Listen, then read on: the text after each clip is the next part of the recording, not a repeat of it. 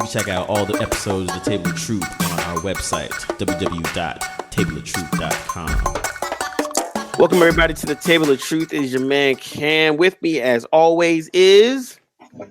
Yo, Dwayne. I was praying Anthony cut me off, but yeah, whatever's D. Yo, what up, y'all? This is the Righteous Ant. Let's go. How y'all doing? Righteous. Hotep Ant, what's up? This is your boy Cam from West Coast representing. Peace, fellas. Incense and love and light and all that. So today we're going to talk about our reactions to Vice dropped a new episode of Minority Report Season 2. It's called, in this episode specifically, it's called The Young Black Conservatives of Trump's America, and basically profiles the Black conservatives that had attended the Washington, D.C. Kind of like Young Conservative Summit that went on in October. And but yeah, we all watched either the whole thing or at least pieces of it. Yeah, it was the Young Black Leader Summit. Sorry. And so the gist of the doc basically is profiling young Black conservatives and how they're in stark contrast with the rest of quote unquote Black America and as a whole, but also with the backlash that they get for being Black and conservative. And so people call them coons and people call them misguided and ignorant and this and that. And so the episode from Minority Report kind of delves into that, talks to a bunch of them, some of them on the super extreme, some of them just kind of like quote unquote normal people and just trying to live their lives. But I thought it was interesting, and I thought it would be good like conversation just to have in general with all of us, since we're obviously not Black conservatives, but we also are Black people. So and this is in our community, so we wanted to talk about it. Shit, man, I'm rich. What you talking about, homie? Telling you, dude. Like I said, if I was rich, I wouldn't talk to none of y'all niggas. So I'm not rich enough to be conservative yet. Give me a little time. Need another tax bracket, Exactly. That's how I look at it. I'll be conservative when I get into another tax bracket. Till then, I'm down here with the muck with the peasants. Yo. All jokes, y'all. All jokes. Yeah, oh yeah. Hashtag sense of humor. Yeah. Cut to Cam 2027. Yes, I am a senator now. But yeah, what you guys think of the doc? All right, I'll go first. Y'all can chime in anytime y'all want. When I first saw it, I thought this was Get Out 2 meets Attack of the Clones. So when I seen it and I saw and what got me was just the hats, and I'm like, yo, is this a joke? Like off top, like they have to know when it's like this that people are gonna say, yo, this is a stage, this is just a political stunt, and that's the first thing that came off my mind. Like, don't judge a book by its cover, but goddamn it, that's a hell of a book, man. So. I still kind of think this is phony, because you cannot preach Democrats are bad and without knowing your history. Granted, Democrats is not all for us. Sometimes there's political rhetoric with them too, but I don't want to hear what you got to say when you're backing Trump, because if you know his history, you know what he's done now. How can you sit here and have America's Make America Great hat? Like, they should have just finished this with Kanye West. He should have been like the Darth Vader of the fucking crew, So that, I'll let y'all go. I'll chime in after, but that was just my first impression of the documentary when I first seen it. Dwayne? I didn't finish it. I got like maybe 15 minutes in, and then I had to jump back to work. But what I saw is, I mean, it's just how it is, man. You're gonna have people on one side and other people on the other. I mean, you don't have to be a Democrat, you know what I mean?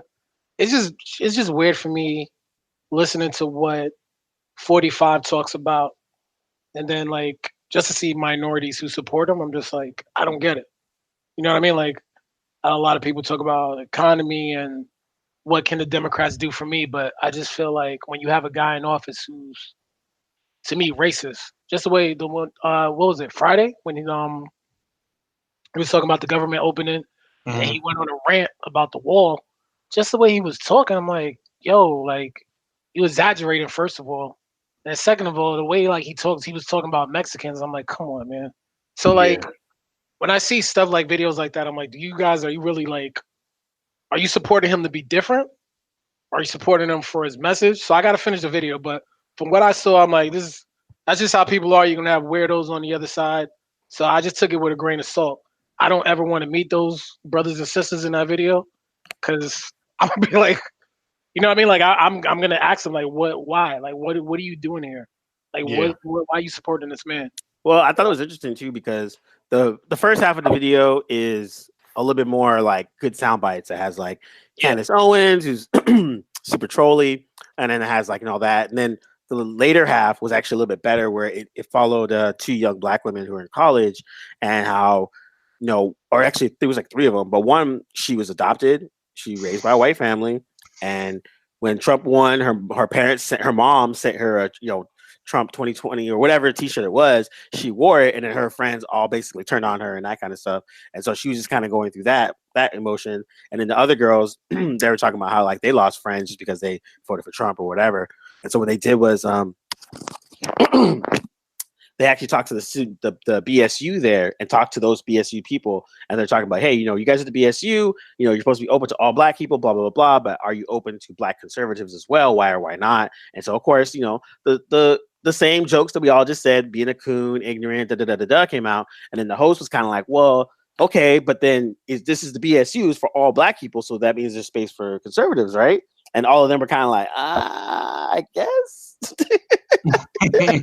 And so I thought that was a good way to kind of end the doc on, because we're more black people are always always thought of as a monolithic type of thing. We're all poor, black, or conservative or liberal. We're not all poor, but that's we're the victim mentality. So a lot of the conservatives, especially on the black side, they reject that thinking, and so that's a lot of times why they go that realm. They're just like, yo, I'm not poor in the hood and that. So why should I have to rock with other people that are like that? So that's how they kind of separate themselves. So it's an interesting kind of tug and pull, because you have on one end, some of the stuff that they're saying could be taken as actual positive, but in other parts, it blatantly like, take out the other spots like, hey, Trump's a racist.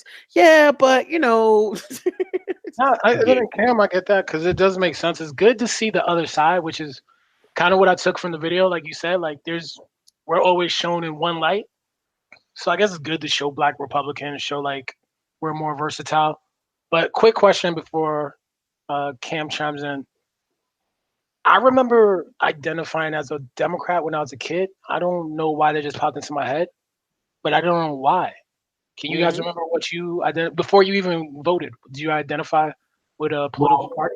Well, I can honestly say that my grandfather was Republican, so I was Republican when I first began to vote, only because he was Republican. No, I'm talking about before, like when you I'm talking about like grade school, like grade school teenager. Yeah, exactly. In my head, I thought Democrat. I didn't really think of a party until like my 15. So that's just me. Yeah, no, I didn't really think of a party per se, but I definitely knew I wasn't like rocking with like a Ronald Reagan or like a George Bush. So okay, my first realization of political parties started with a TV show called Family Ties, and Alex Keaton, played by Michael J. Fox, was a Republican, and he was under the Reagan administration. Now, as a kid, I heard terms like Star Wars from Reagan, Iran-Contra affair, and shit like that.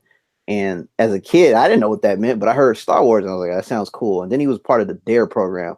Fast forward, we know DARE was full of crap and all that and whatnot.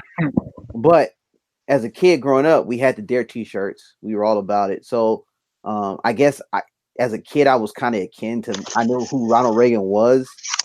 He was part of the DARE program. I watched Family Ties because my elders watched it, and Alex Keaton was a Republican. I thought Alex Keaton was a cool dude because of Back to the Future.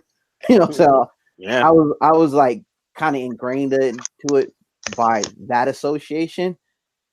But however, getting back to the point about the conservatives, I'm gonna take a different spin on it.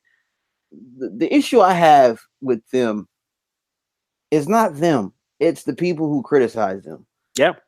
The problem I have with the quote unquote other side is that they don't allow people to have a difference of an opinion. And I remember this coming on my Twitter timeline. I saw it, and my first indication or inclination was to crucify them with memes and jokes, because it seems so absurd to see people of color or minorities support something that we were opposed to. However, the caveat to that is that we should allow for a healthy debate, a healthy discussion, maybe some understanding, to exchange of ideas, where if a person has a difference of opinion, we can hear them out without having to crucify them. Can I counter that? Hold on. Let me finish this point. Without crucifying them. Yes, it is absurd, but yes, they may have a side that we don't understand. And in order for us to understand, we must allow them the platform to communicate why they stand for certain things. Obviously, we know like the most extreme reasons, like, okay, you can't justify being on that side, but if they want to vote for that man, that's on them. And at the same time, I personally would like to, like, why do you vote for this man? And here's the facts. Do you still believe that? And have that dialogue. We right now in its current state, I don't believe people can have a healthy dialogue without having to go for each other's quote unquote jugular. Go ahead, Ant. But you got to understand, though, when you put on that emblem, you have to be educated before you put on the hat that says "Make America Great Again" and what it stands for and who is representing that hat. You cannot just put the hat on and say, "Well, hear me out," and then say, "Why are you mad at me?" You had, slavery been 400 years. Like it's so much history for you to just come on and say, "Yo, I'm gonna put that hat on, support Trump." But you're equating a hat and a symbol and a dude to the effects of systematic slavery in America. And yes. But that's what I'm saying. Like, so I'm saying, like, that's how you look at it. But now look at other people that don't. So like that's the part that Cam was saying. We have a tendency, especially in our own Black culture, to 100% automatically quote unquote cancel or make fun of someone for not having the same hive mind that we all have. And but Cam, how can you justify that though? No, not saying justify. I'm just saying that you're like the levels of wokeness is always different for everybody. So where like the previous conversation or the conversation that was after the documentary where they just sat down, this dude was a gay Black Republican. Mm-hmm. None of those things actually really go together. So you're Republican, which is conservative, low taxes, smaller government, but then you're gay, which would also be antithetical to a lot of Republican views, exactly. And then you're also Black as well, which is also antithetical to a lot of things. So I was laughing because he also made some good points in some of his things, but it was just interesting because where you saw the same with like Obama. Like some people saw Obama as this like beacon of like a Martin Luther King, Malcolm X, and other people just saw another coon in a suit as the president. So the hat and the symbol, because some people equate the MAGA hat now with the new KKK hood or whatever you want to put it, whatever. Mm-hmm. And other people, they actually don't. They look at themselves as now being separated from the hive mind that's always been around, and now I can go do my own way. So I think that's that's that aspect that has to be looked at. And so with the way Cam is looking at it about like listening to someone else without having to demonize them, that's something that's a discourse that kind of needs to happen in 2019. I think like I can rock with you, I can have a conversation with you, and you could be Republican or super conservative, but we can still have a conversation. I don't have to sit like nigga you stupid, as opposed to like, all right, so you're telling me you're seeking to understand them, I guess I should say. Let me piggyback off that, and I'm going to play devil's advocate here. So the whole "Make America Great" campaign is associated with Trump. Now, if that was associated with Obama, well, we have a problem with it. It's the same thing as saying if you look at the swastika was taken out of context. The swastika was a symbol for peace, but someone So someone else took that and used it as a symbol for hatred and whatever, all that it encompasses it. So if a Black conservative takes the simple statement "Make America Great Again," they believe that their country is in turmoil and they want to make a better tomorrow within this country. They support that ideal. However, they may or may not have tried to separate all the negative that comes with it, like Trump and all the stuff that he's been trying to pull with all of those shenanigans and all the stuff that he's put behind the "Making America Great." If you take the statement by itself, there's nothing wrong with that. Make America great again. You could say make my block great again. You could say make Kanye great again. There's nothing wrong with that statement. But we understand, we understand the intricacies that encompass that whole statement and everything that follows behind it. But we don't know if someone has taken that and filtered out all the BS and said, I don't associate myself with that, but I do want to make my country great again. They support their country. They can be black, white, whatever. You know what I'm saying? We don't know. You know what I'm saying? We just automatically assume. And I'm not saying that that's the case, but I'm just saying we don't do the homework or try to investigate or engage in a healthy dialogue to understand one another nowadays. I am a victim of this as well. Something comes on my timeline, I see it, I react, I put a meme or whatever, but then I have to sit back and say, you know, why do you hate Trump? What's the quick thing they say? Oh, he's racist. But like, I mean, yeah. Oh, sorry, I was gonna answer why Trump got it. No, but I'm just saying, when you ask somebody, it's like, oh, he's racist, oh, he's not for the people. But like, I mean, real quick, me and Ann have been dealing with Trump being from New York since the '80s. Yeah. So we when he became president, I was just like in shock. I'm just like, yeah. Have you seen what this guy's been doing since he's been around, running around like New York and New Jersey? Central Park 5. Yeah, like this dude built. He lied to people on the West Side Highway. He's like, "Hey, I'm gonna build some buildings. Yes. It won't block your view." This dude built the highest buildings and blocked what, like 10 blocks? Like he does so much shady shit. But Cam, I get exactly what you're saying. We do have, both of you guys. We do have to be more mature in terms of listening to other people. Like I said, I will sit down with those people and ask them why. Like I really want to know because I'm pretty sure there's some things that he does that are good. You know what I mean? Like not. I'm not trying to humanize the man, but I'm just saying if you ask your normal Black American who probably didn't grow up in New York and doesn't know about Trump and they don't know Trump, they just see Trump on TV. You're like, why do you hate this guy? Sometimes they might not even give you a straight answer. They don't know. They just going off what the populace say. You know. But I don't think you can. I don't think that you cannot filter out that statement, "Make America Great." Oh, I don't mean it to be this negative. I mean it to be great in my way. No.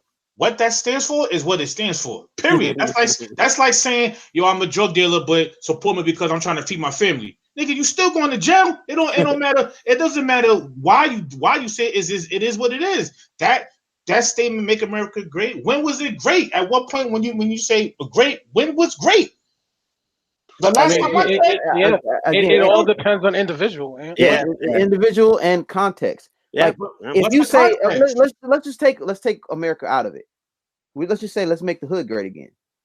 There was a point in time the hood was great. It was good times. We all lived in a neighborhood where, you know, it was dope, but then maybe it turned to hell. And then you come out with a hat, make the hood great again, and you're doing all these tactics to make your hood great again. There's nothing wrong with the statement by itself. You know what I'm saying? Well, who made the statement hot? Trump. So therefore, we got to go with what he is talking about. It's like using the N-word, right? We've taken that word and turned it into something else, right? And it used to be something that was powerful for them, and it would be a downgrade for us. Now, again, it still is. But I'm just saying, we've rationalized it. We rationalize it to say in common speech now. I hear you. Okay. I'm just putting a little paint where it ain't, and I'm just playing devil's advocate. I feel you. I totally understand. Make America great right now in its current context is the fact that the people behind it are malicious and they have that's all I'm trying to negative means to an end. But again, these Black conservatives, in the point of the Black conservatives, we don't know what they're thinking because we don't give them an opportunity. Yes, we can step back and see from the outside in, like, oh, these are fools. They tripping. They don't understand. Like I said, you don't have to be a Democrat. You don't have to be a Republican. Yeah, it can be anything you want. You can be anything you want. But we always associate ourselves like, oh, if you're not Democratic, then you're not for the people. No, that's not true, and vice versa. You know, I personally, I'm not as well versed on it, but I do understand that. You know, it's not as simple as a black and white Democrat Republican. There's more to it. There's a lot more intricacies about politics and how that works. That's a topic for another day. But I just wanted to put that scenario out there for you, so it's not as easy to judge. I mean, we're quick to judge, but it's not as simple as it appears to be at times. I think freedom of speech counts. So I think also too, like, you know, and this kind of, we can even bring this back to the Kanye situation where it's like, you know, you had Kanye present a situation or present he was talking about like someone asked me about the whole Kanye thing when he was talking about, slavery is a choice, blah, blah, blah. And like, I broke it down to them and they're like, well, you explained it better than Kanye did. I'm like, of course, Kanye usually is not the most articulate dude about explaining an idea, but that's a powerful statement to make, though. Yeah, but it's a very powerful. Yourself. Exactly, and with the position of power that he has, and I'll say power in a smaller sense, of I would say following. Like a lot of people are like watch him and look up to him, and in the Black community, if you are a celebrity, a politician, or like a athlete, you get a little bit more. People look at you, look and hear and listen to what you say more than the average Negroes on the podcast just talking some random shit. And so that aspect of it was the part that was like more amplified, where it's like, if you actually listen to the whole thing in context, you can see what he's talking about. But all most people were getting was get that soundbite, so then they were already quick to just say, yeah, it's whatever. Same thing with the Trump situation. Jim Brown met with Trump. Kanye met with Trump. Who else? Steve Harvey, right? Steve Harvey met with Trump. So it was interesting. And so it was interesting to see and watch that happen, because I was really curious, and I was interesting to watch the people go through those reactions of like, why is this person here? Oh my God, I can't believe it. Da, da, da, da, yada, yada, yada. But anyway, Ray Lewis meet with Trump too? Yeah, I think so. I think so too. Yeah, I think so. Yeah. So it's always interesting to me where it's kind of like, I think there is space for the people to be conservative, people to be socialist, people to be the Democrat way or whatever. But I think in the typical term of Black America, usually there isn't. It's either you're freaking for the people and the culture, quote unquote, or you're not. You're a coon. Real quick on that meeting Trump. I think because you know what the quote unquote backlash is going to be as soon as you associate yourself with him.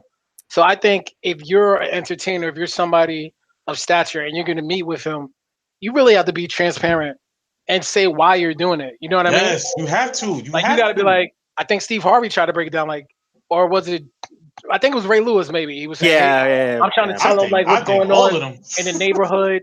But you have to say why you're meeting with him, because if not, people are just gonna look at it and be like, "All right." I think it was Jim Brown. Yeah, there you go, Jim Brown. Okay, it was one of them. Yeah, and okay, so look, there's that one side, but there's also the other side that they're what's the word? Pandering to the Black community, like Trump. There was a point where Trump was trying to prove that he had. Stuff, Cam, but go ahead, yo. Sorry. I feel like it's a photo op. Like, hey, I'm associated. No, that's where I'm going. Yeah. I think Trump was trying to say, "Look, I am cool with the Black community. Look, I am cool with these Black leaders or prominent figures." It is the same thing that Hillary did when she brought the hot sauce to the radio station. Did she dab? Yeah. Yo. And then hold on. And this is why I be like, man, like all these candidates from my lifetime, they've been doing the same little cycle. They're trying to get that vote. You know what I'm saying? Yep. Clinton, what they say, Clinton was the last the first Black president. Yeah, that's full of so crazy to me. Like because he was on the Arsenio Hall show. Yeah. I mean, well, and even funnier is the whole hot sauce situation with Hillary Clinton is hilarious, because unfortunately that actually is a true thing, because Bill Clinton is notorious. He's from the South. He used to have a horrible diet, so he used to always eat nothing but fucking barbecue and all that shit before his fucking quadruple bypass. So she actually literally did have hot sauce in her bag all the time because of that situation. But it doesn't really matter in that context, because now it just automatically looks like you're pandering. There's a good picture of Kamala Harris just announced that she's running for president. She's half Black, half Indian. She's from the Bay, whatever. But there's a picture of her, and she went to Howard University, and it's like, I don't know, she's like 30 or something like that with two other Black women. And then someone was like, look at the picture of Kamala Harris taking it with her two friends, so she can pander to the Black community, but she do this like 20 years ago. And so I really don't care what she is. She could be Trinidad Tobago. Whatever. but I think that's the most interesting part, because I think nowadays, because of social media and everything else, you can be exposed. People don't do their research, but then people are. It's like it's the worst part. We're in the age that you can actually find all the information that you really want, but you do the least amount of searching for it, and so that's part's the most interesting. So it's like a lot of times when I talk to people that are like, it's super super extreme of anything, whether it's socialism, being a Democrat, being a feminist, being Black Lives Matter, whatever, like really talking to them and getting a little bit below the surface, they really haven't done that research. And Black people and on a whole, we're like the worst offenders of that because we usually do the hot takes. It's a cancel culture really quick. So automatically off face, if like you say you voted for Trump, I'm Xing you out, period. It's like, wait, stop. You don't know this person's story. Or they come from the suburbs? So were they adopted? Were they in a realm where all their people around them that are Black went to college, have jobs, have this, have no idea what you're talking about, where you're coming from, and maybe they don't have empathy of that aspect of it too.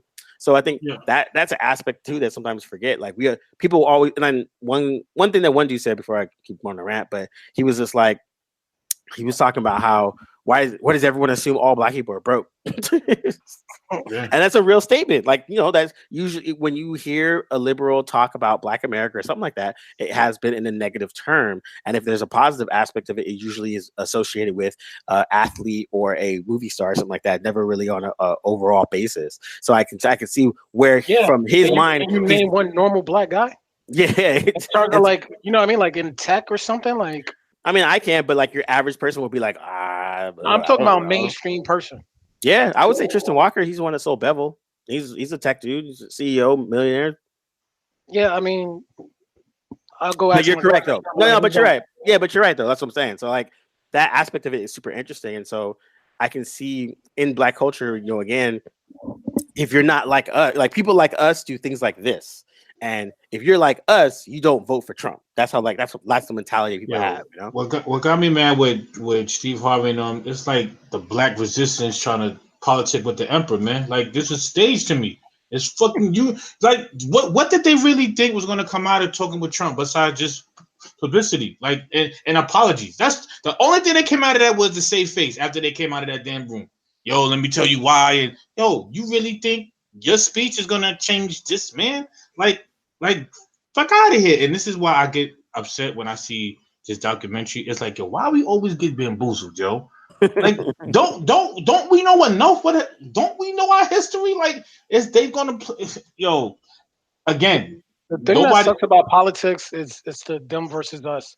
Yes. Like, if you really quote unquote want to make America great again, I'm pretty sure there's some ideas from the Democrats that you could use that you don't want to use because it's coming from the Democrats. So politics to me is just a game. It's just stupid. Like it's like you're affiliating yourself with one side, and then whatever the other side says is automatically wrong. Like, yeah, people could be Republican. There's things that Republicans do that you might not agree with, but there's policies that you do agree with. But just because they're Republican, Democrats can be like, no, we're not going to pass it. Like that is so backwards if you want to get your country in a better place. And what people don't realize is like, the healthcare policy that got passed was based off of a policy that was passed by conservatives. And so it was passed by conservatives and then it was adopted on a national scale. So like, the conservatives and GOP had actually passed it within the state. It actually worked really well. They took that plan, tried to do it on a national level. They're just like, whoa. Why are you trying to do this, Black man? It's cool when white people do it, but not when a Black guy wants to do it.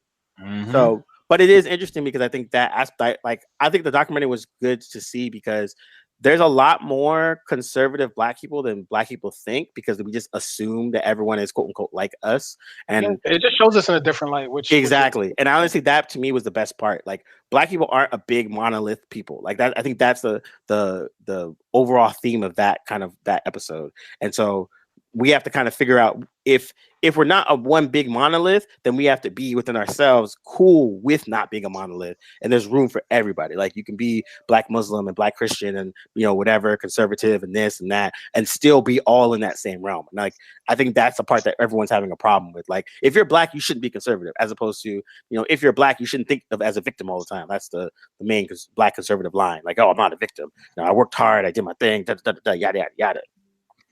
Yeah, it ain't about Republican or Democrat. It's when you are representing a man who reeks of racial rhetoric, and it's just negativity. But to us, that's what we think. To them, they probably don't see that. Yeah. So then they're brainwashed. I mean, it's not brainwashed. But there's also you guys said there's there was a Black female that was adopted by a white family. Her upbringing is different from ours. So there's probably certain things where she's just like, oh, that But doesn't apply to me. isn't it the Yeah. parents' responsibility to let them know what it really is out here in the world? Not necessarily, because think about it. Why keep a close mind if you're a parent? Yeah, I don't. You know what I mean? Like, yeah, what they showed in the doc. She showed she's middle class white family, whatever. And they don't know Trump is racist. You trying to tell me they don't know? But not even necessarily about that. And that's the thing. Like, I was laughing because I said the story over and over again. But my brother is married to a white woman, 4 biracial children. She voted for Trump. Why?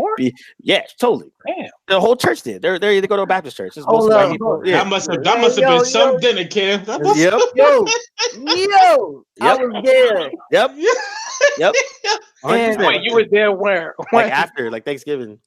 That must have been some dinner, boy. Let me tell you, when Cam prepped me, and I was like, y'all still having Thanksgiving dinner? I walked in there and like it was divided. The whites bruh.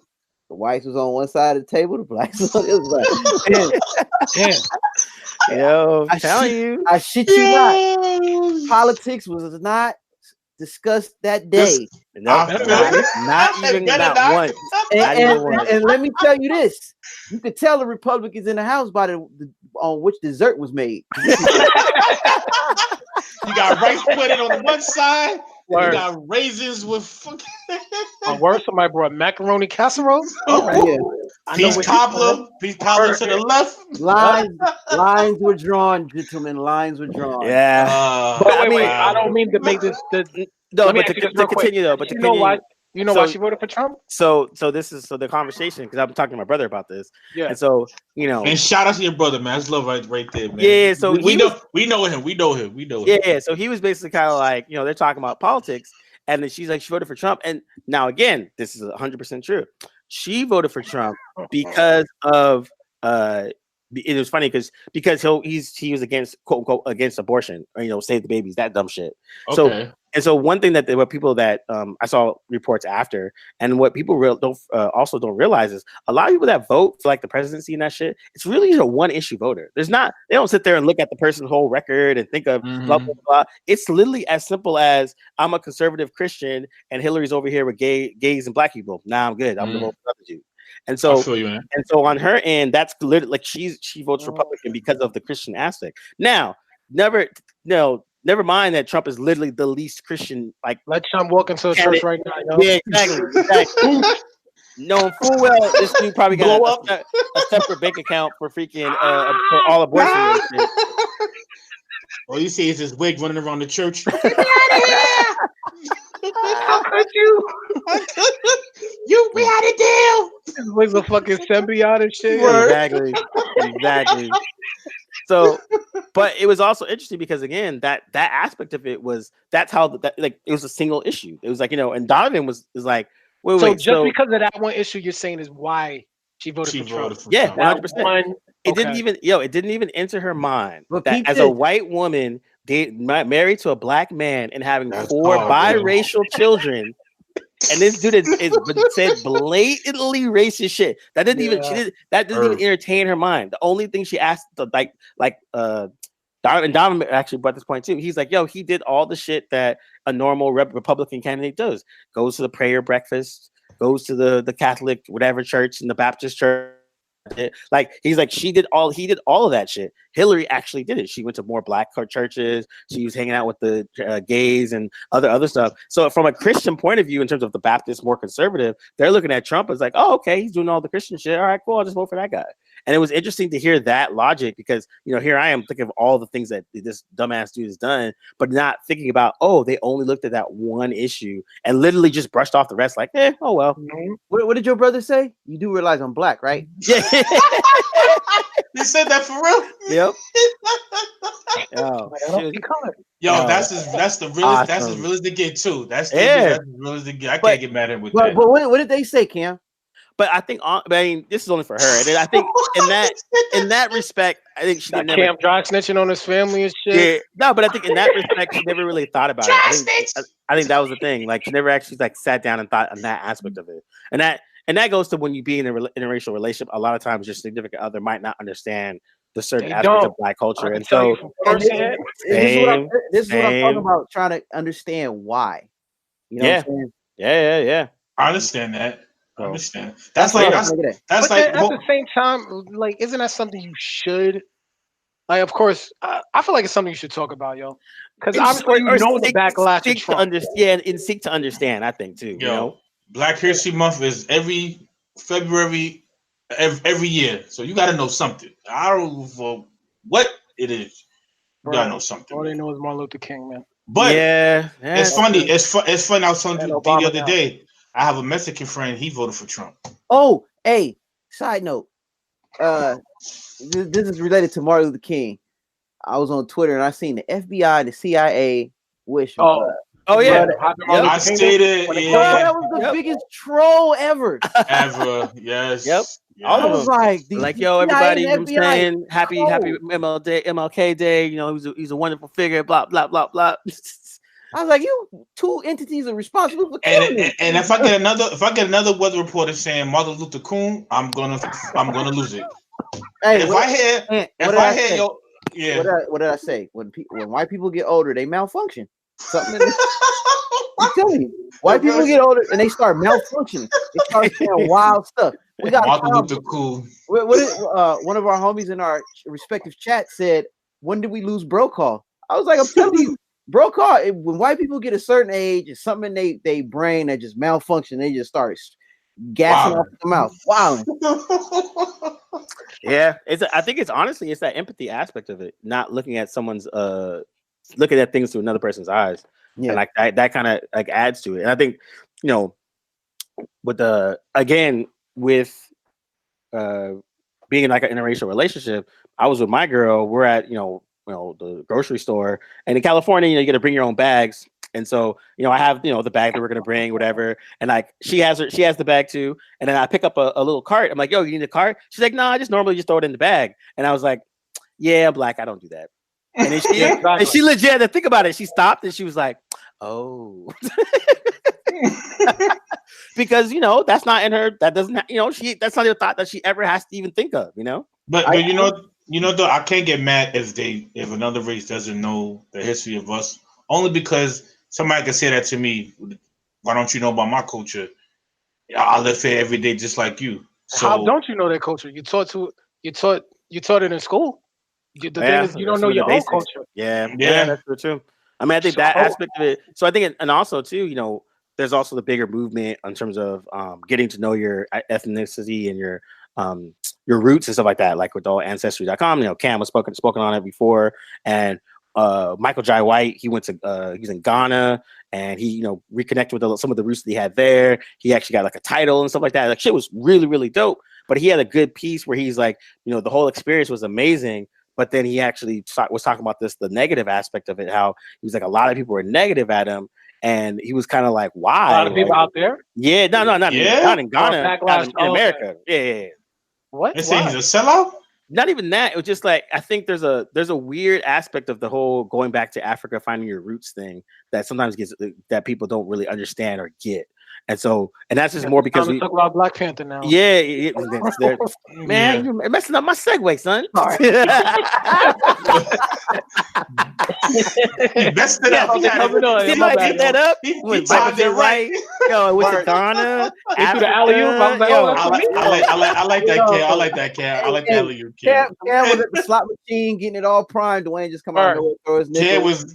Cam was ready. Cam got the notes right there. Dummy. That's that veteranship right there. Exactly. I've done this. I saw the play before it happened there. Exactly. Yeah. That's that veteranship right there. But he was getting that. He was getting a little backlash from that, from his trial. He had a whole post about it. But I thought it was dope that he talked about it. But he was just basically in general just challenging Black people in America to go ahead and find their roots. It was the Black people in America who was giving him shit. Yes. Oh, okay. Yeah, I mean, a lot of people that I've known personally that gone to Africa, to whatever country it is, either they're finding the roots, they're just traveling. They always have positive, like experiences going to Africa, and just in general. And so it is interesting when you see like the slight backlash, which is so weird sometimes. Where I'm like, how would you have a backlash of a black person going to Africa? Like that's dope, Like let them, like if you can find your roots or whatever, like make that shit happen, Yeah. But speaking Africa and Wakanda.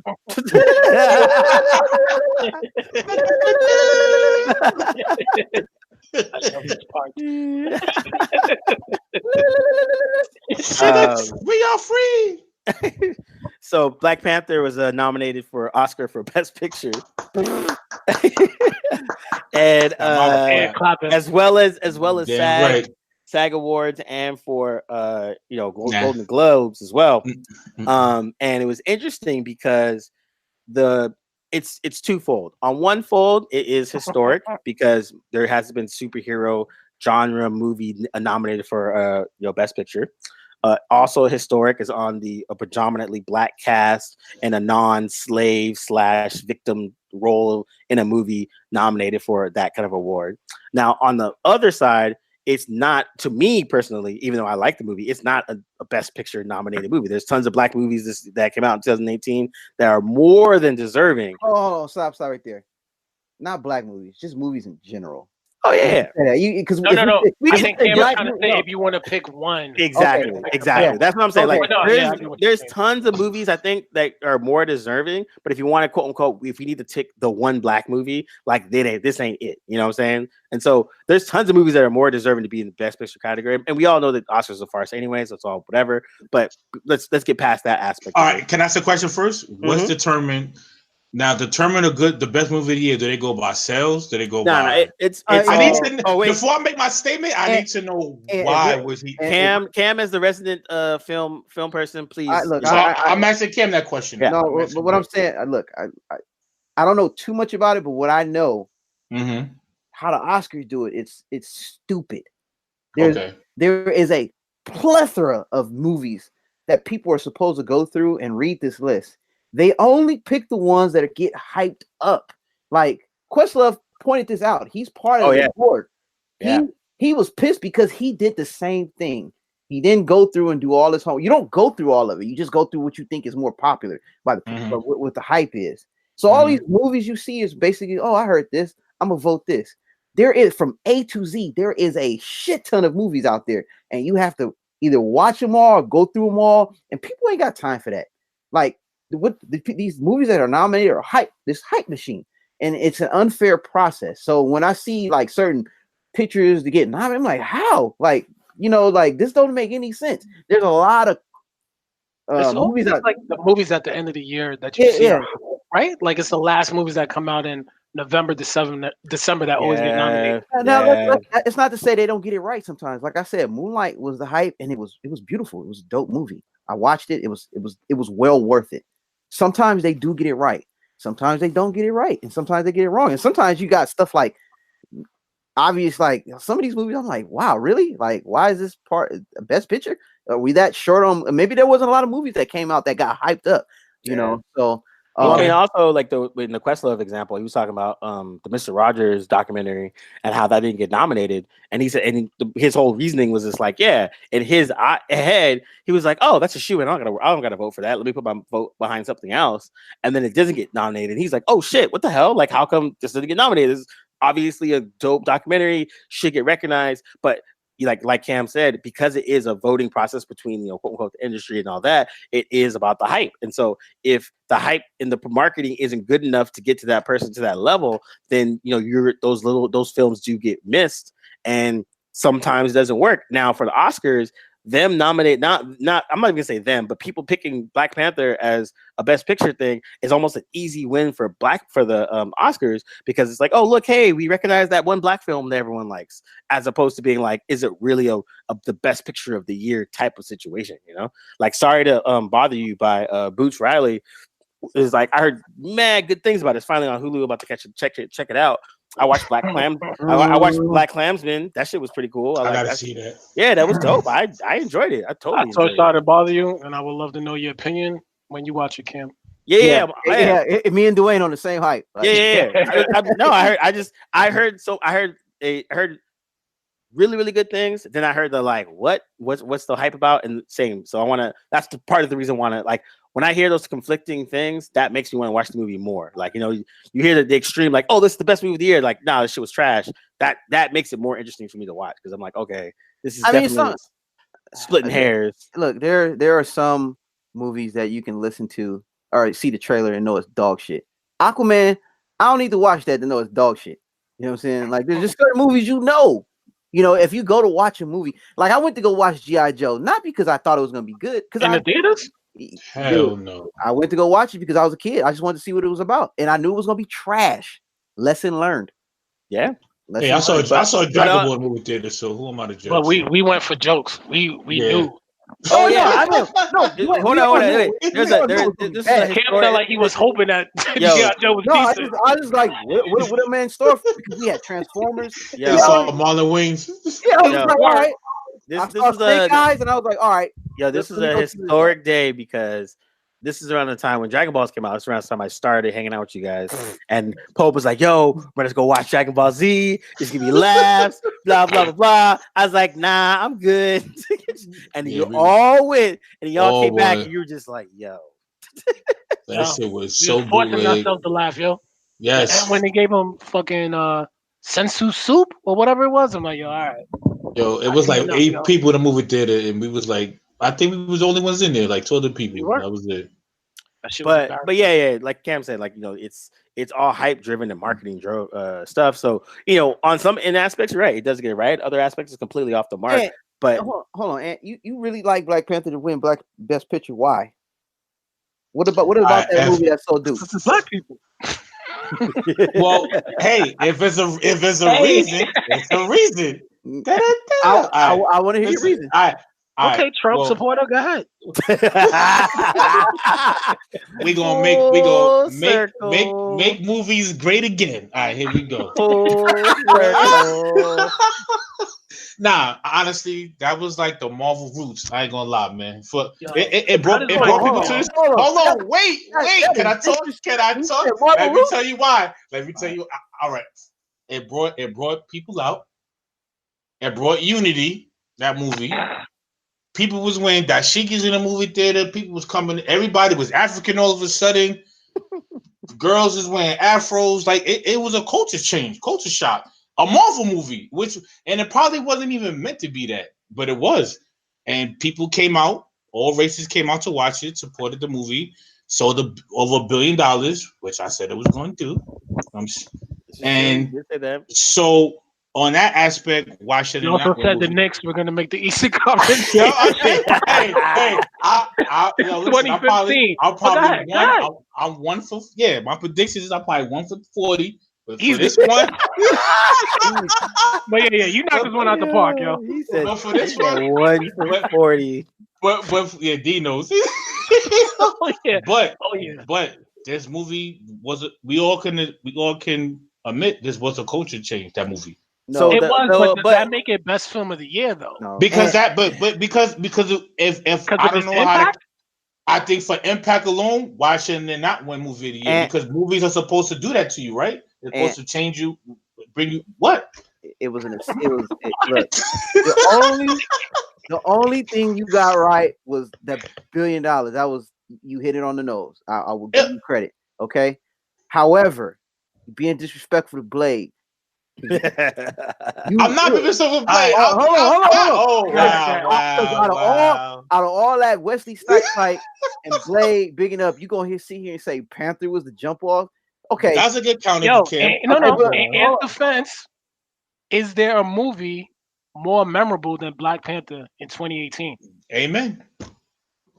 I mean, in 10 years, we still gonna be talking about Black Panther. As far as Marvel movies? No. Best films of the year. Best films of the year that's been nominated. No, you know what? That's actually a good point because normally when there's a film of the year, a lot of people look at it like, what? What is this? Like the average person, not the film, like the film people, like a memorable movie in terms of, like, say for instance, a lot of people like the Mission Impossible Fallout movie, and like they're talking about it and say it was amazing, whatever, and like it carried on through the rest of the year. People talking about that movie, whether you thought it was super dope or not, it still kept the conversation was always going. To be honest, none of these movies that I've watched in 2018 really stood out. I mean, they were entertaining. Like Black Panther, end of the day, it was an entertaining Marvel movie. For all out of all the hate, I should be the one that should be championing Black Panther because I was the one that called Black Panther should have been made a movie when y'all laughed at me and said, well, who's gonna be his enemy? White ape? No. Ape was in the film. Yeah, he was. He was. Man ape was. They did. They heard us. It worked. But however, with that said, in terms of all the Marvel movies, this ain't even in my top 5. So I can't put this as the best picture. Oh no, I'm not talking about Marvel films. This is an Academy discussion. Yeah, so I'm talking about Academy films. And I understand that. Like I watched Roma. I saw that. That's cool, but again, I think that's a lot of hype behind it. I'm not going to watch The Green Book because that's another, hey, white savior. We've seen this movie before. Bohemian Rhapsody, I do not care for Freddie Mercury. I wasn't a Queen fan then, and I'm not going to be one now. Black Klansman, I'm hesitant to watch it because Spike has let me down. I need to watch it. People say it's hit or miss. So that's the one. And A Star is Born is a remake, and I do not want to watch Vice. That's another movie about Dick Cheney. I already know. I'm cool. That's Black Panther will be a film that you will remember years from now. Exactly. All of them. If they make another one, I'm gonna forget it. Keep it one. I guarantee you're gonna see it in the movie theater. I will watch it in the movie theater, and I will. If you saw G.I. Joe, you better go see Black Panther 2.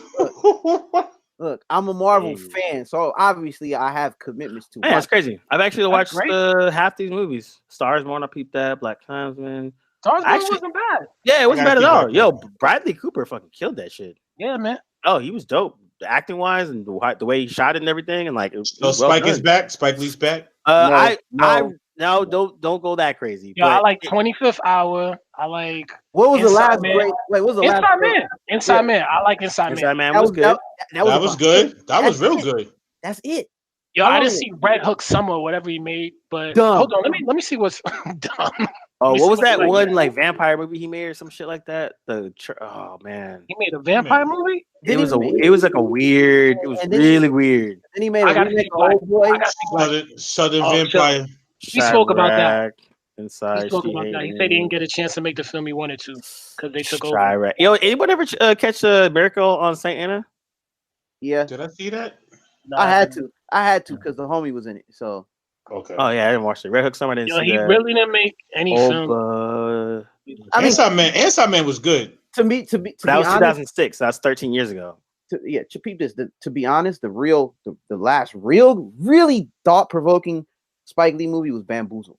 But he's made good movies. But the one that was from that like Spike had thinking to me was Bamboozled. Yo, so you go to the films to have your life change, yo? You can't go to the films and enjoy it? I'm not for entertainment? Wait, hold on. Slow down. All I'm saying is, I'm not saying 25 hours. I said those are good, but I'm just saying when Spike was changing lanes and making that move, I said Bamboozle was the last one where it was like, yo, this is Spike making moves, like do the right thing and stuff like that. However, I did watch Inside Man in 25 hours. They were very good movies, but it wasn't that like game changer he used to be. He used to have a streak of game changing movies. Yeah, I mean, honestly, if you look at it from just I'm looking at his list right now, and like basically once Inside Man hit, after that's when everything kind of went like a little got bubbled up, Yeah, but there's a lot of politics. Go ahead, Ann, sorry. Black Panther had a lot of messages in the movie. It wasn't like it was just some bullshit. Marvel, like it was good. It tackled a lot of. It tackled a lot of in the film. Yeah. So I had one of my friends. He's originally from London. He's native Kenyan. And he was saying he thought it was interesting to him because he was like, Africa as a continent and each individual country has such rich culture and all these different things. And he's like, it was super interesting to see African Americans latch on to a fictional African country as opposed to figuring out their own roots and going for that. That's what just from outside looking in. And then also he brought up a good point, which I noticed as well. It was like, as many Black people that like this movie, there's a lot of Black people that are Christian and Baptist and like, God, Jesus and all that. And, you're watching Black Panther set in Wakanda worshiping, a panther god, which is basically paganism, if you want to go from there. So you have all these Black Christians that love Jesus, but then they're watching and identifying with the movie that's supporting and bigging up paganism in terms of like, Mother Earth and the Black Panther and all that kind of stuff. So I thought that was interesting as well, how a lot of Black people turned a blind eye to that aspect of the religion, but still latched on to what it meant in terms of because it's still Marvel at the end of the day. It's not Natural Geographic. But it was more than that for Black people. I think the black people didn't help it get to $1 billion. They definitely co-signed it, but like the rest of the world watched it and everything else. But it was interesting to how Black culture really embraced Black Panther way more. That's a good point. Cam, piggyback on that. That was fun about it. People getting all hyped about the movie, doing all these little cool things. That was like cool. it was like our own Star Wars. Yeah, 100%. That's fine. If we wanted to go get dressed up, it's like going to watch Harry Potter and seeing these nerds get dressed up, looking like somebody from Hogwarts. But shouldn't that count for something? No, it does not count. It does not say it should win an Oscar for best picture. No, I will not. I will stand on that hill. Look, it was fun. It was an entertaining movie. It's a Marvel movie. It was it's our, quote unquote, our hero. You know what I'm saying? That's cool. But if they wanted to put it as like good CGI, I didn't even question that part. But like, stuff like that, I could understand. But best picture, I was like, I didn't walk away. I was like, man, that is Oscar worthy. You know what? I'll tell you this, and do you like Black Panther or Django better? I like them both. Answer the question. Answer the question, man. They can only be one. They can only be one. I like them both. There can only be one. Like literally, like there could only be one. Pick one.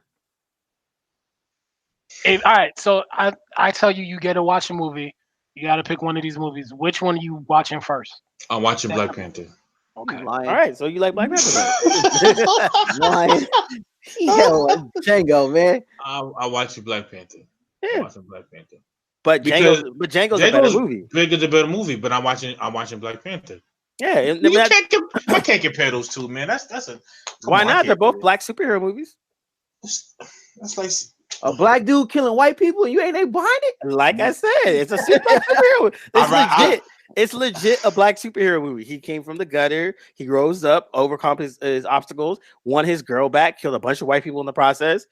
How is that not a Black superhero? But we watching a movie where we're kings and queens, man. Like there you go. There you go.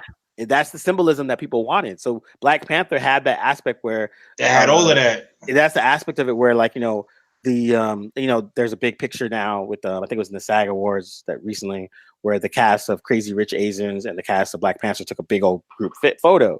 And so, and on Twitter, diversity matters, yada yada. And so that representation aspect of it is what people really latched onto.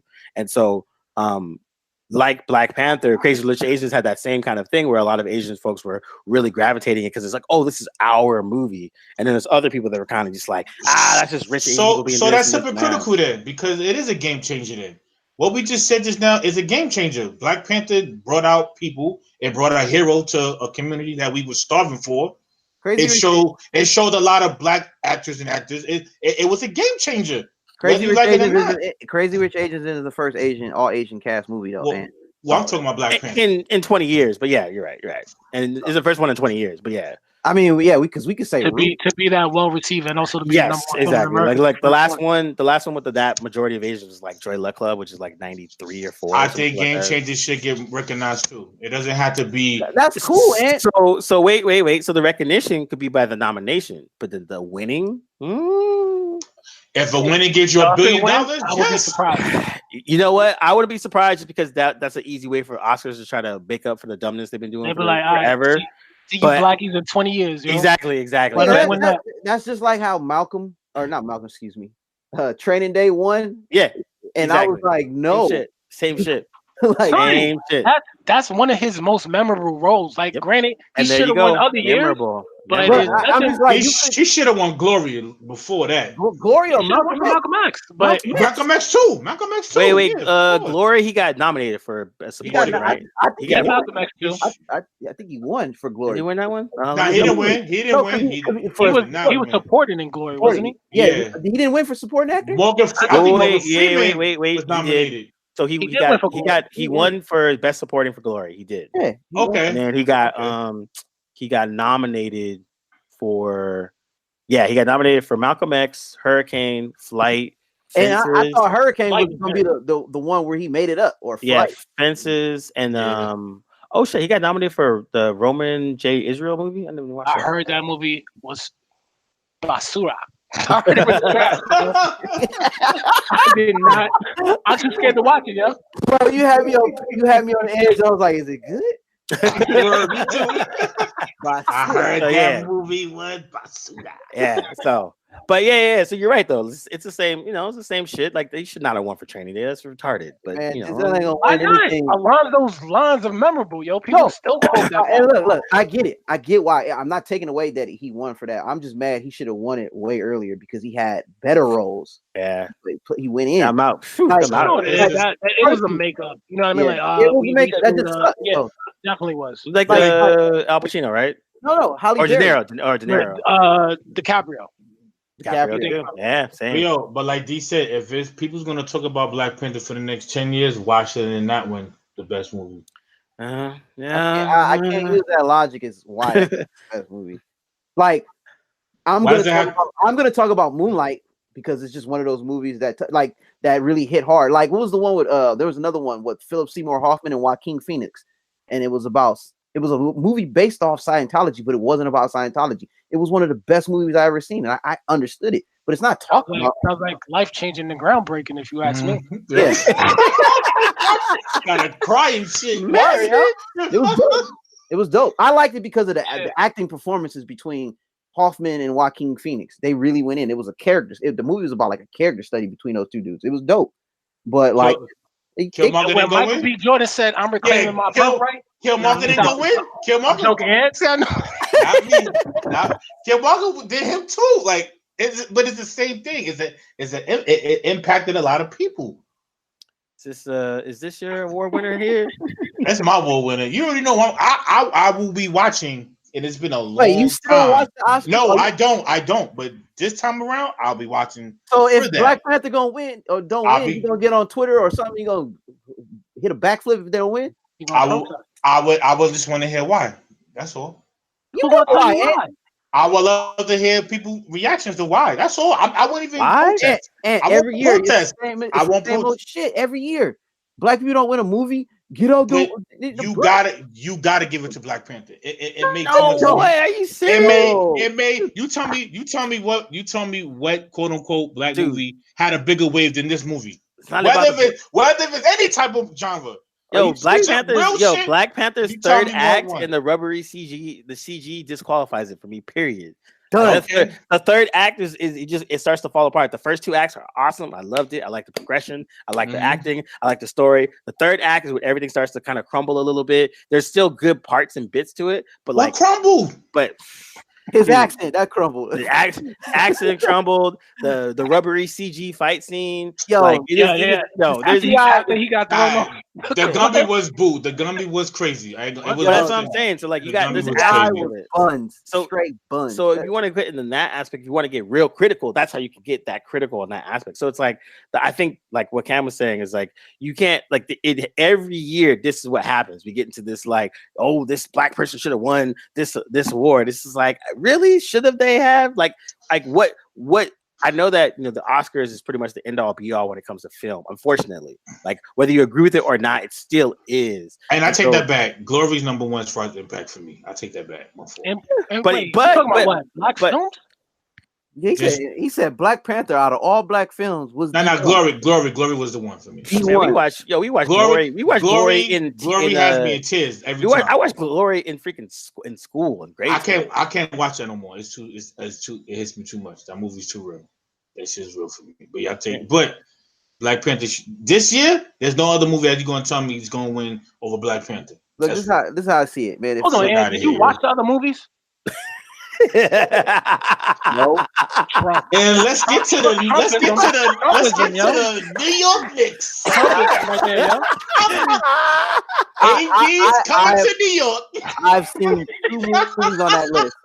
I might have seen one. That's like Cam's sister-in-law voted for Trump because of one thing, yo. Yep, exactly. Same thing, yeah. Same way of thinking, yo. But I'm the same one that said a lightsaber scene was better than a whole Lord of the Rings movie. Because you OD. So you know, I go for the juggler. So when those black liberals say stupid comments, here we go, you get mad though. Yo, No, but I gotta bring it back. But dude, that's a good segue. Not segue, but that's a good way to put the parallels. You know, the way Ant views Black Panther and how the movie going experience is exactly how a lot of the Trump black conservatives that voted for Trump kind of view that same shit. It's the same thing, but just different subjects. Oh yeah, okay. Hey, Make movies great again. I'm gonna get my hat.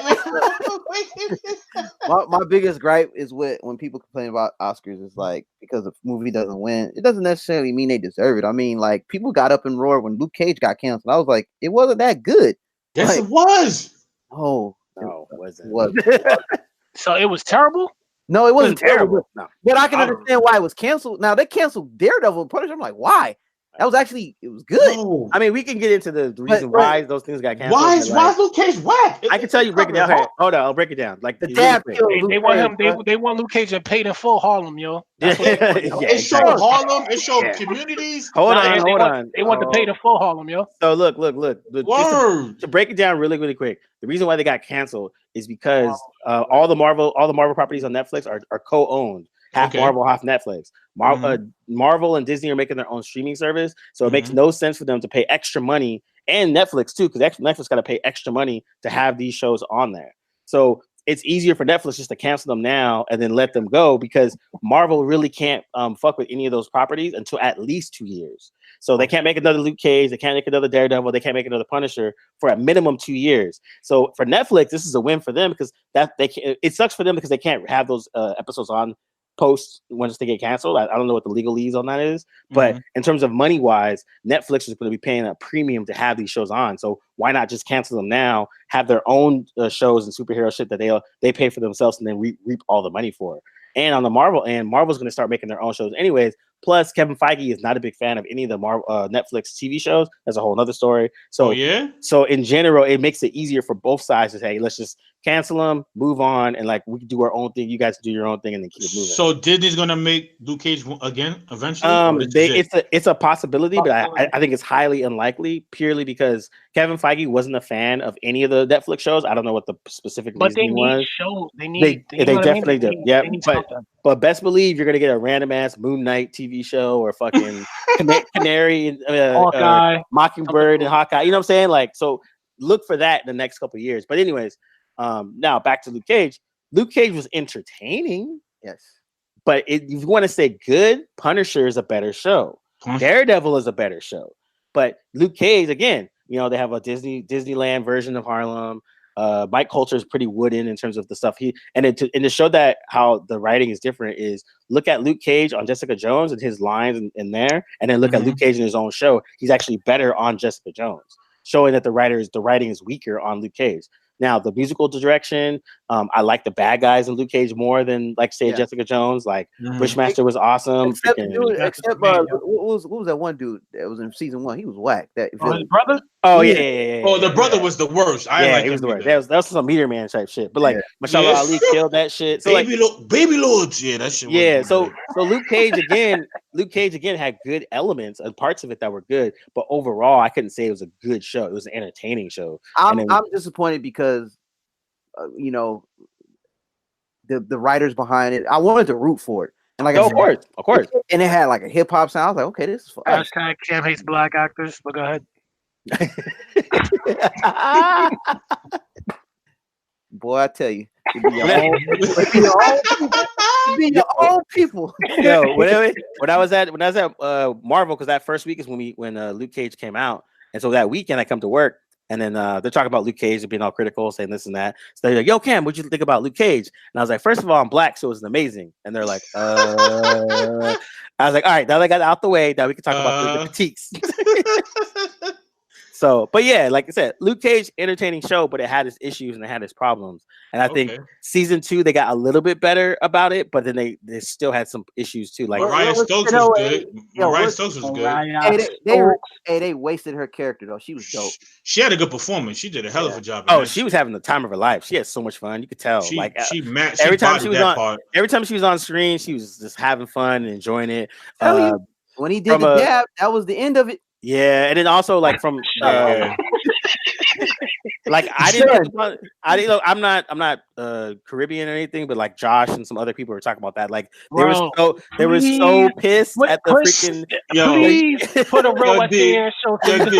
D, you know what I thought when I saw him getting burnt and he was still cursing around? I was like, that's West Indian B. That dude probably had the best accent on the show, but yes. Trust me. No. The pops, whatever he is. The one in the restaurant. Yeah. Oh yeah. He was the best. He was legit. He had me dying, B, all the way till he got cooked. I was dying. I'm just saying, like, if they made it that authentic, like my girl's having troubles with the regular patois that they were having. Imagine you gotta remember who's watching it, yo. It's not just us. Yeah, you want to have more people watching it. Yeah. So if they had a real West Indian talking, that would have been it. Like, no. Luke Cage was like, what you said? I grew up with your family, so I would have understood it real good. If they didn't have brother, what's the dude that be on the IG with all them accents? The comedian. I know you're talking about. What's his name? Major or something? Or Major Hype. Major Hype. Oh boy, if they didn't have him. They should have other parts of Luke Cage that you guys overlooked. There's a lot of great books. They will always have That's true. These are all the I'm going negative. I'm going negative on purpose. Who's from Harlem? There's a lot of people that they talk about in Harlem. Dapper Dan was facts. Heck yeah. No, but the hip hop photographer. I'm trying to remember his name. Yep, I'm purposely. A lot of cool references. Yeah, I'm purposely going from the negative aspects, just to try to break that point to show that it was a flawed show. Your own people can. Yeah, but then again, like say for instance, make opinions great again. And you know what made it whack? They kept teaming it when they tried to team him up with whack ass Iron Fist. I was like, man, I'm not feeling Honestly, it. But that's a comic thing. The best part, like that's the best I've seen Iron Fist, yo. Yeah, of course. He had no choice. He got better. Ever since everything from not from his show, he was a lot better. But from on the positive aspect of it, the music direction was freaking amazing. Amazing. The freaking like you said, the dropping of historical stuff throughout the show on both seasons of New York. First episode, you see the book by Ty Nisi Coates. Yep. Yep. And then they're talking about so there was I think it was Chiho the main guy, the showrunner, he was saying that too. He was like, it was important for him to drop in references to books that Black people should read, and people were actually thinking about, oh shit, I've never heard about that. Like I should go look and read because they watched it on Luke Cage. I thought that was dope. Mm-hmm. I like that they used it. Method Man was in it, and then they had Sway, and they had like different aspects. Dapper Dan, and so they introduced. It got back to the whole New York undercover of like showing like quote unquote urban artists that people might have not have heard or have heard, and then they went to go look it up. Like you go on Spotify and listen to the score and the soundtrack. It's super dope. So a lot of artists you might not have heard before or whatever. So that aspect of it was good too.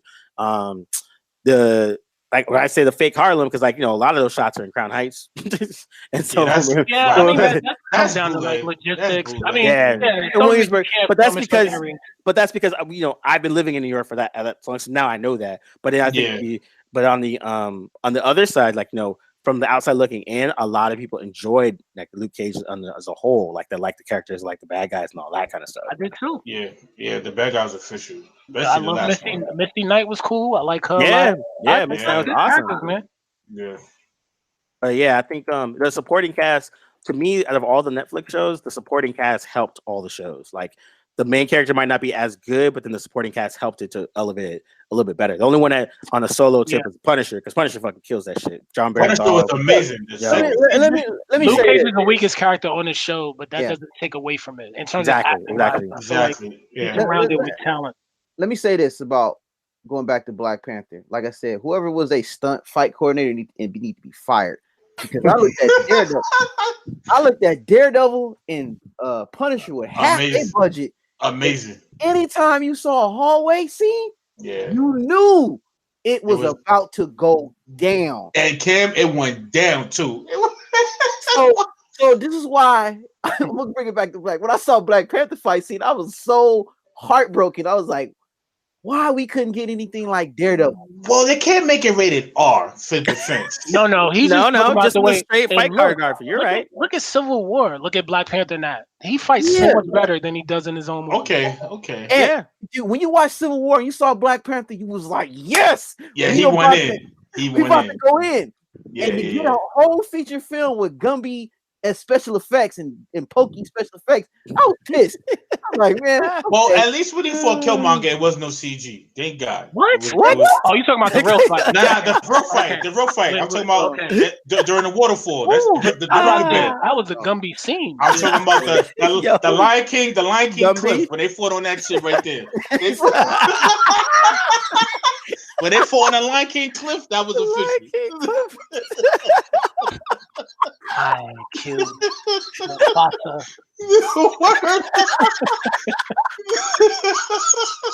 You see Scarf top tight. God damn it! I paid you to kill him. We prepare. Yeah, let me stop.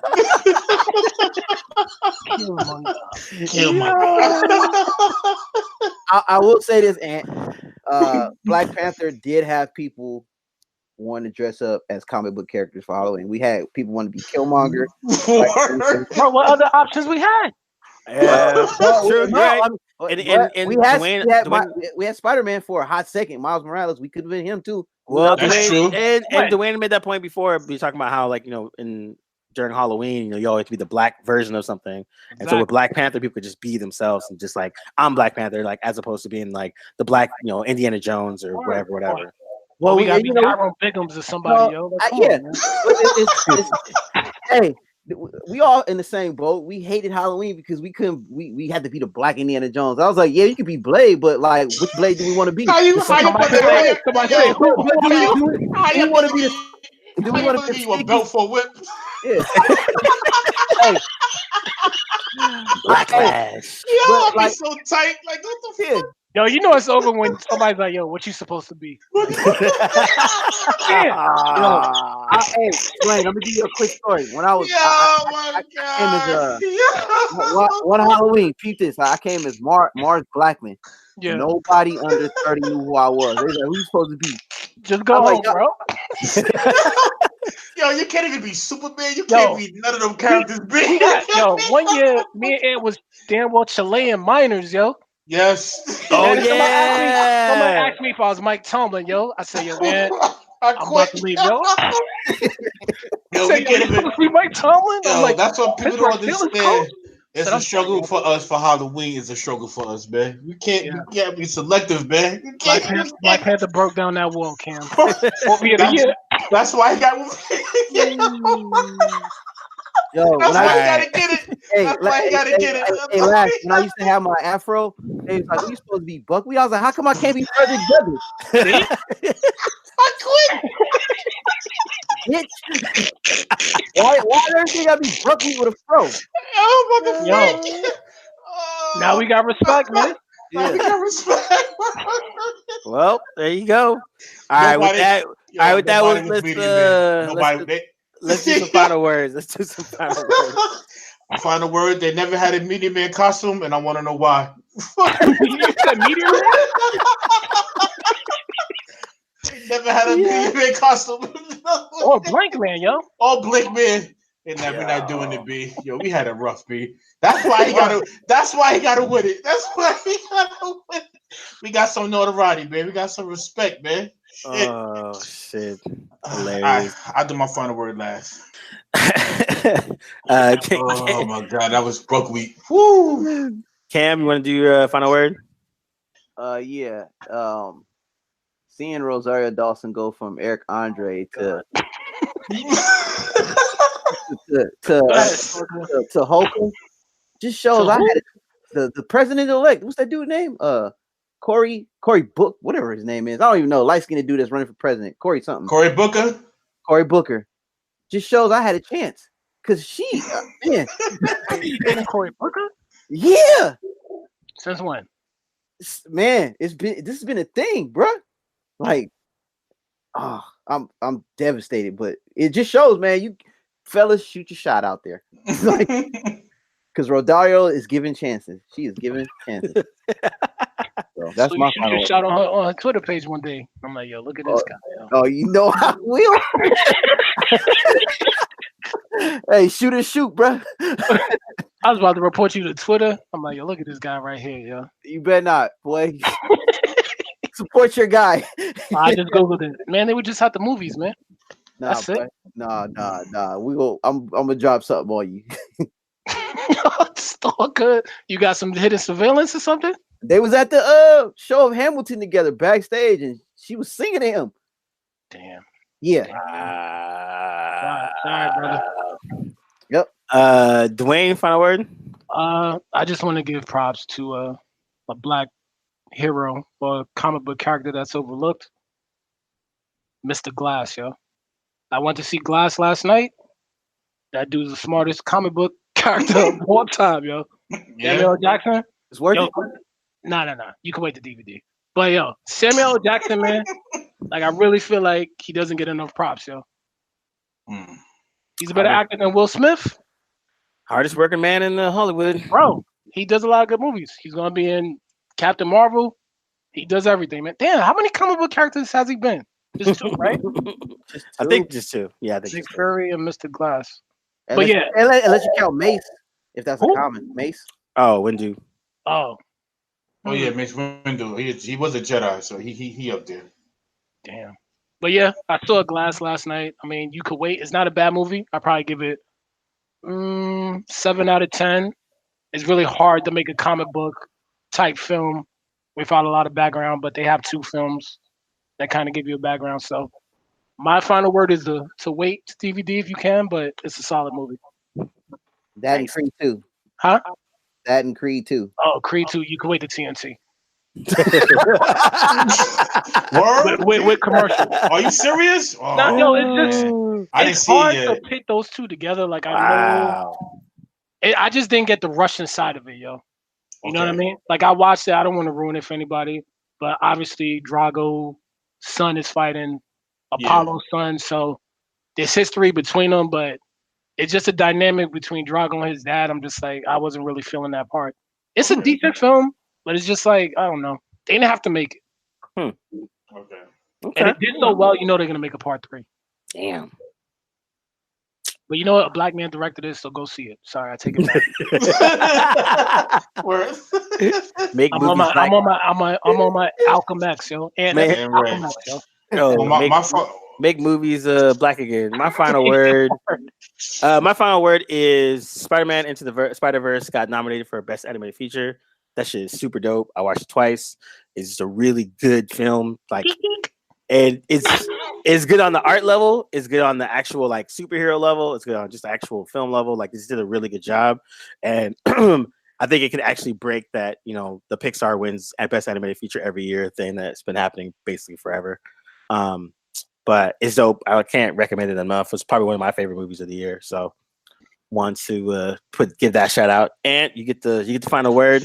All right, my final word is, as far as the Trumpism and the hats and all of that, it's just funny how a lot of people in all races are going to say give them a chance, freedom of speech and all that, but at the same time, our brother Kaepernick just put his fist up and there was an effing uproar, and he didn't say a damn thing.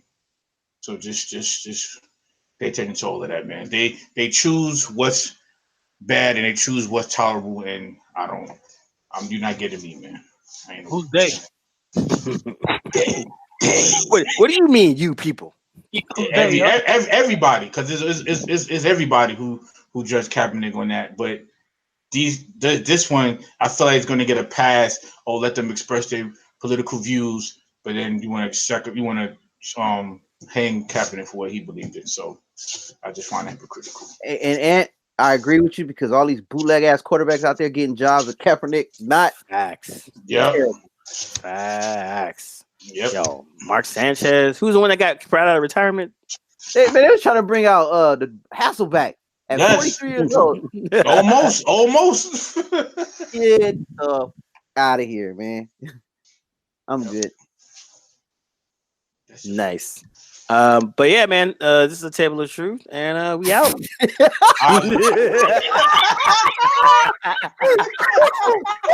Oh shit!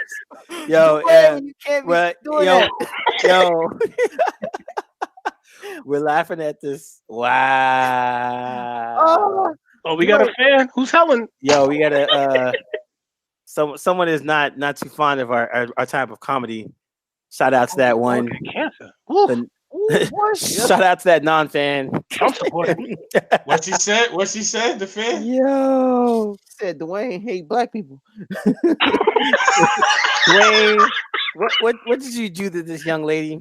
Hey, you know what? We did our job. You listen. You want to come on to our show and voice your. Well, you ain't gonna come on, but you're gonna go to Facebook. right to us. We have a TOT policy here, you know. But feel free. Nah, I think we're gonna try to do more live streams and kind of put it out to people so folks can kind of experience live. Yeah. So, but yeah, man. I gotta see that comment. Yeah, seriously. All right, this is the Table of Truth, and we are out. You can listen and download to all of our episodes of the Table of Truth on iTunes. Just search the Table of Truth podcast.